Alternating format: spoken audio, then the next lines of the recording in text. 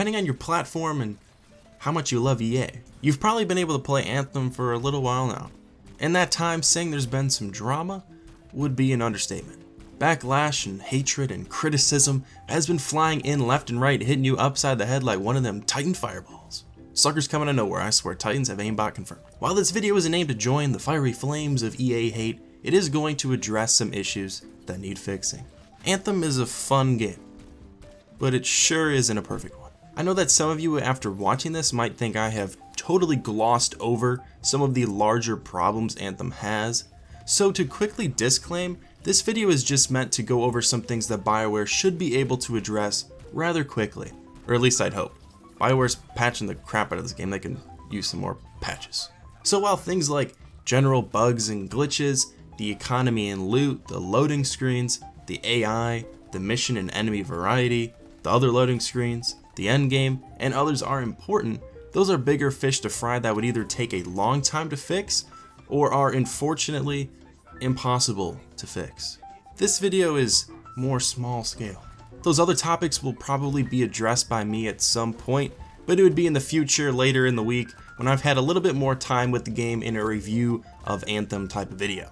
This list is not excusing the fact that Anthem had these problems at release, but it is a way to deal with the current situation in the only way possible. With that out of the way, we can hop into the 5 things Anthem needs to fix, like right now, please. First and foremost, I don't know how many people have noticed this, but if you go down in Anthem, you can't do anything. You guys probably don't die as often as me, because I suck. But when you do go down, you can't inspect other players, you can't open up the map, you can't go through menus, you literally can't do anything but sit there and wait for someone to come and revive you. If you are able to respawn, many times you do so super far away from where you were, you have no idea how to get back where you were, or you'll get stuck behind a wall, which will result in you getting teleported somewhere else through yet another loading screen. And if you can't respawn and no one is around to revive you, there is no way to exit the mission. In order to start playing the game again, you literally have to Alt F4, which is rare, kinda hilarious, but super annoying if and when it actually occurs. Inspecting another player's point of view and being able to access menus at all times is pretty much standard of every other game in this genre, and even if shutting the game down is unlikely to occur, adding those features should really just be normal in a game like this. And just as a side note, while I'm on it, the menus in this game, they're not the best. They're really confusing to navigate and not very helpful like they should be. But speaking of getting teleported and having no idea where you are, the map in Anthem is pretty much useless. It tells you nothing. Mission locations aren't there unless you have it selected. It doesn't tell you where you just died. It doesn't show if a Titan showed up. You can't even put down a stinking waypoint. There's nothing you can really put a waypoint on, but still. It's really just a useless topographical map of the world. It doesn't provide any helpful information really. No info on where certain enemies spawn, where materials are found, absolutely nothing. Because of this, it is really easy to get lost.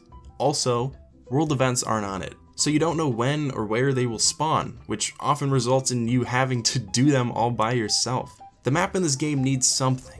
If nothing else, the addition to add a waypoint both in free play and Fort Tarsus would be super useful. Another thing that needs a little some is Fort Tarsus itself. In its current state, it's kinda creepy. I'm not complaining that the music that was playing in the beta was removed because that didn't fit at all in my opinion, but the dead silence that kinda replaced it is kinda worse. I mean, look at this dude right here. This is pretty much how I feel when I'm walking around Fort Tarsus.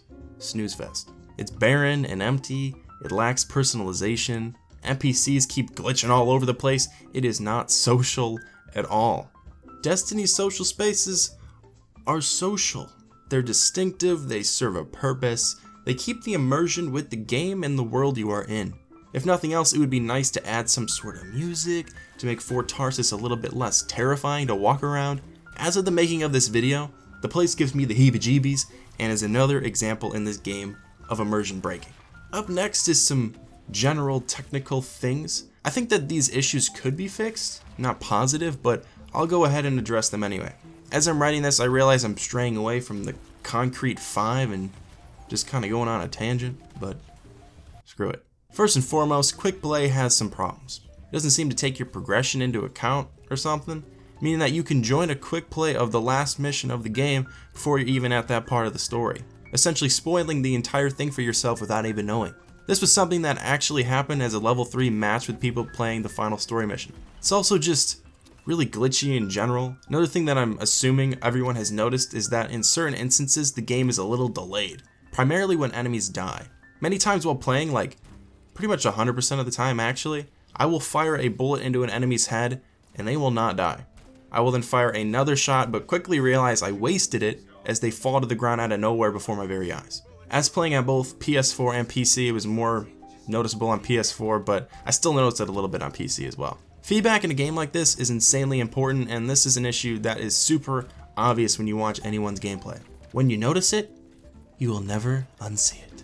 On top of that, checkpoints in this game take forever to update, leaving you standing there, waiting for the game to tell you what to do or where to go next. This was probably a rare glitch, but one time I literally waited 3 minutes for the objective to update.